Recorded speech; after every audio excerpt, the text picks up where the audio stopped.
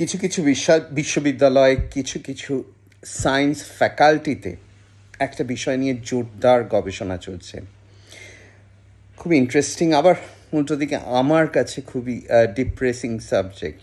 আমি আগেও এটা বলেছি যে একদল বিজ্ঞানীর ধারণা যে এই জগৎটা সিমুলেটেড, মানে কি কোনো প্রোগ্রামারের, খুব হাই লেভেলের প্রোগ্রামারের প্রোগ্রামিংয়ে এই জিনিসটা চলছে। অনেকে আবার বলতে চেষ্টা করে কোনো 2 ডাইমেনশনাল কোনো জিনিসের হলোগ্রাফিক ইমেজ হচ্ছে এটা। তো কিছু কিছু বিজ্ঞানী এই কারণে এটাকে, আমাদের এই জগৎটাকে, আমাদের জীবনযাত্রাকে, আমাদের জীবনকে, ইভেন মানব জীবনকে মনে করেন একটা কম্পিউটার সিমুলেশন, কম্পিউটার তৈরি কোনো সফটওয়্যারের ফল এটা। তার কারণ হচ্ছে যে কোনো কম্পিউটার গেমস একটা স্পেসিফিক সফটওয়্যারকে ফলো করে, যে বেসিক সফটওয়্যারটা আছে। এখানে বিজ্ঞানীরাও দেখছেন এই ইউনিভার্সের সব কিছু একটা নিখুঁত নিয়মে, একটা নিখুঁত অঙ্কের, একটা নিখুঁত প্রোগ্রামিংয়ে চলছে। সব কিছু কেন ফিক্সড, ডিভিয়েশন সম্ভব না। ওরা জানেন যে যে কোনো কম্পিউটার গেমসে এই জিনিসটা এরমই, মানে ও একটা বেসিক সফটওয়্যারের বেসিক ফান্ডামেন্টাল জিনিসগুলোকে ফলো করে, এখানে ডিভিয়েশন সম্ভব না।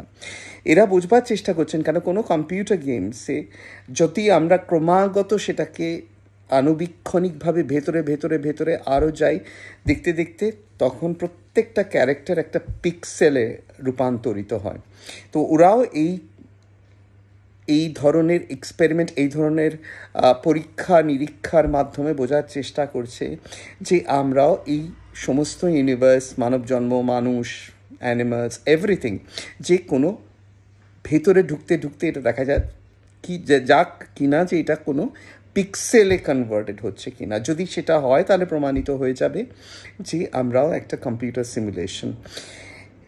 ওরা বলছে এই যে কোয়ান্টাম ফিজিক্সের যে লটা আমি বারবার বলি, আমার ভীষণ ভালো লাগে, যে সমস্তটা একটা ফ্লাক্স সিচুয়েশনে আছে। কোনো কনসিয়াসনেস যখন কোনো কিছু সেইটার দিকে তাকাচ্ছে তখনই একটা বিশেষ ফল লাভ হচ্ছে, ওই ফ্লাক্স সিচুয়েশনটা কোলাপস করে একটা রিয়েলিটি দেখা দিচ্ছে।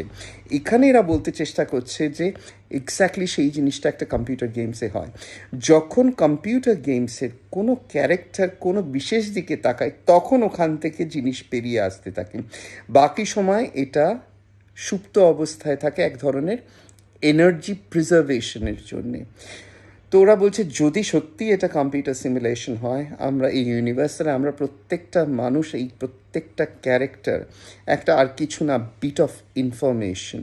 সেই বিট অফ ইনফরমেশনটা এটা কোনো রিয়েলিটি না, এটা এক ধরনের computer generated a bit of information.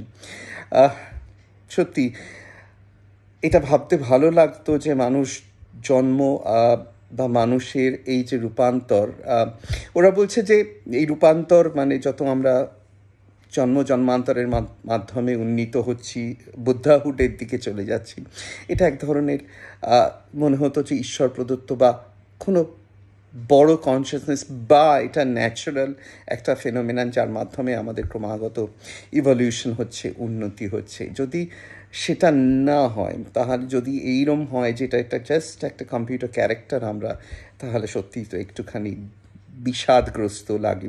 তো বুদ্ধরা কারা? তো এইখানে ওই যারা তোমরা ম্যাট্রিক্স সিনেমাটা দেখেছো, তাতে বারবার আমি ম্যাট্রিক্স নিয়ে আগেও ভিডিও করেছি, যে সমস্ত জগৎটা চলছে একটা স্পেশাল কম্পিউটার কোডে। সেখানে দেখাচ্ছে ম্যাট্রিক্স সিনেমায় যে এই কম্পিউটার কোড থেকে কিছু লোক বেরিয়ে আসার চেষ্টা করছে, তারা এই কম্পিউটার কোডটা জানার চেষ্টা করছে। মানুষও হয়তো যদি এটা কম্পিউটার সিমুলেশন হয়, যদি লাকিলি কোডটা আবিষ্কার করতে পারে, তাহলে হয়তো এর থেকে বেরিয়ে আসতে তারা চেষ্টা করতে পারে, কিছু বিদ্রোহী গ্রুপ তৈরি হতে পারে। বুদ্ধ হয়তো সেরম ধরনের এক ধরনের চরিত্র, যে এই কোড, এই ম্যাট্রিক্স থেকে বেরিয়ে এসছে, আলাদাভাবে নিজের অস্তিত্বটা তৈরি করতে পেরেছিলেন, জানি না। এবার আরেকটা প্রশ্ন হচ্ছে, যদি এটা কম্পিউটার সিমুলেশন হয়, যদি কেউ এটা আমাদের এইভাবে সৃষ্টি করে থাকে, তারা কারা? তাদের রিয়েলিটি কারা? তারা কি মাঝপথে আছে? তারা কি ঈশ্বর? তারা কি, তাদের ওপরেও কোনো বিইং আছে কি না? তারাও কোনো কম্পিউটার ইন্টারমিডিয়ারি সিমুলেশন কিনা, পুরো জিনিসটাই একটা আর্টিফিশিয়াল ইন্টেলিজেন্স বা একটা কম্পিউটার সিমুলেশন কিনা। হয়তো এটা অপ্রমাণিত হলে আমি তো খুশি হব যদি মনে করি যে কোয়ান্টাম ফিজিক্সের কনসিয়াসনেসই সব কিছু সৃষ্টি করেছে, কনসিয়াসনেস ইজ ফান্ডামেন্টাল, এবং এই কনসিয়াসনেস কোনো কম্পিউটার সিমুলেশন না। এটা আমার কাছে অনেক বেশি আনন্দময় ও গ্রহণযোগ্য হবে। সেখানে যদি সত্যি আমরা একটা কম্পিউটার গেমসের একটা ক্যারেক্টার হয়ে থাকি, জাস্ট পকেট অফ ইনফরমেশন হয়ে থাকি, তাহলে তো কিছুটা খারাপ লাগবেই। তোমরা জানিও তোমাদের মতামত।